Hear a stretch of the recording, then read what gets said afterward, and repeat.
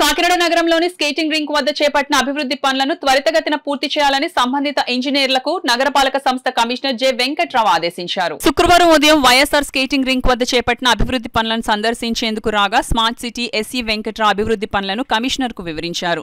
ఈ సందర్భంగా commissioner J Venkatrao మాట్లాడుతూ స్కేటింగ్ రింక్ వద్ద వర్షపు నీరు నిల్వ ఉండకుండా బయటకు వెళ్లేందుకు చేపట్టిన పనులను పరిశీలించడం జరిగిందని వివరించారు.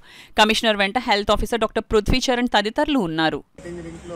సర్ఫేస్ వాటర్ ఏదైతే రూఫ్ వాటర్ ఏదైతే ఉందో రూఫ్ వాటర్ని కన్సర్వ్ చేయడానికి గాను ఈ వాటర్ టోటల్ రూఫ్ వాటర్ అంతా కూడా పైప్స్ ద్వారా అనుకున్నటువంటి కుళాయి పంపించడానికి వర్క్ శాంక్షన్ చేయడం జరిగింది. అది అరౌండ్ 4 lakhs అబోవ్ వర్క్. అది ఆ వర్క్ కంప్లీట్ చేశారు. అది ఇన్స్పెక్ట్ చేయడానికి ఈరోజు రావడం జరిగింది. వర్క్లో టోటల్గా వాటర్ని అటు డైవర్ట్ చేయడానికి పెట్టారు.